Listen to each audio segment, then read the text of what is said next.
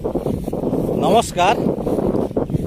আজি মই গৈ আছো পান কোম্পানীৰ তৰফৰ পৰা এটা নতুন প্ৰজাতিৰ বীজ দুজন খেতিয়কক দিয়া হৈছিলে আৰু যি দুজন খেতিয়কক দিয়া হৈছিলে তাৰে এজন খেতিয়কৰ কঠীয়াতলীলৈ যাম আৰু পান কোম্পানীৰ এই যিটো নতুন প্ৰজাতিৰ বীজ এইবাৰ অসমত প্ৰথম আহিছে আৰু এই বীজটো ডেমো হিচাপত দুটা কৃষকক দিয়া হৈছিলে আমাৰ অঞ্চলত।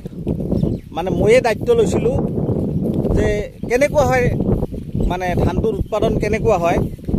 আপোনালোকে নিশ্চয় জানে নজুবিদুৰ NP 7075 যি ধৰণে অসমখন তলপাৰ লগাইছিল, ঠিক তেনেকুৱা মুহূৰ্ততে পান কোম্পানীৰ এটা নতুন প্ৰজাতিৰ ধান ৰঞ্জিতৰ লগত একে বয়সৰ, অৰ্থাৎ 160ৰ পৰা 165 দিনৰ মানে যিটো টাইম সময়, সেই সময়ৰ এই বীজটো তৈয়াৰ কৰিছে আৰু এই বীজটোৰ প্ৰজাতিটোৰ নাম হৈছে 848 মাম্বা বুলি কয়।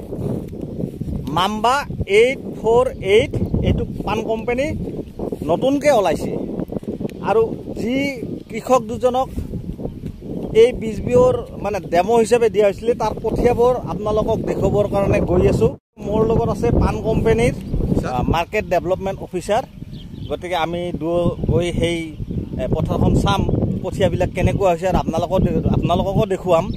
আমি কঠীয়াবিলাক চাই আহোঁ আৰু যেতিয়া ৰোপণ কৰা হয়, ৰোপণ কৰাৰ পাছত ধানবিলাক কেনেকুৱা হয়, উৎপাদন কেনেকুৱা হয়, সেইটোও নিশ্চয় মই আপোনালোকক মোৰ ভিডিঅ'ৰ জৰিয়তে দেখুৱাম। আপোনালোকে দেখা পাব, কাৰণ প্ৰজাতিটো পৰিচালেহে গম পাম কেনেকুৱা প্ৰজাতি হয়। যিহেতু অসমত প্ৰথম আহিছে, পান কোম্পানীয়ে এইটো ডেমো হিচাপত দিছে। কঠীয়াবিলাক মই দেখুৱাইছোঁ, এইবিলাক কঠীয়া যে দেখিছে, ইয়াৰ যিটো প্ৰজাতি এইটো হ'ল পান কোম্পানীৰ নতুন প্ৰজাতি মাম্বা 848 আৰু এইটো ডেমো হিচাপত দিয়া হৈছে। মানে সম্পূৰ্ণ মোৰ ৰিক্সত মই এই খেতিয়কজনক দিছোঁ, এই খেতিয়কজনক দিছোঁ। এওঁৰ পৰা কিমান উৎপাদন হয় সেইটো মই ধান ৰোপণ কৰাৰ পাছত যেতিয়া ধান কাটিব চপাব তেতিয়া গম পাম যে বিঘাই প্ৰতি কিমান হয়। আৰু ৰঞ্জিতৰ লগত একেলগে ৰুব লাগে আৰু ৰঞ্জিতৰ লগত একেলগে কাটিব পাৰি, অৰ্থাৎ 160ৰ পৰা 165 দিন। আৰু এই প্ৰজাতিটাৰ নাম হৈছে মাম্বা 848।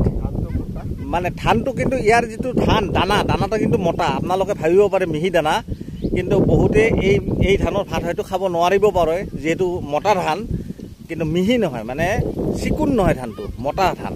গতিকে মোৰ এই পিছপিনে দেখিছে এইটো কঠীয়াবিলাক চাওক কেনেকুৱা হৈছে, মই আপোনালোকক দেখুৱাই আছোঁ।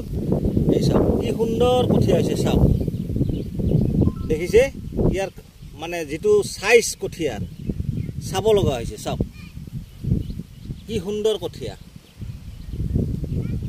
গতিকে বন্ধুসকল, মই আপোনালোকক এইখিনি দেখুৱালোঁ। ধন্যবাদ।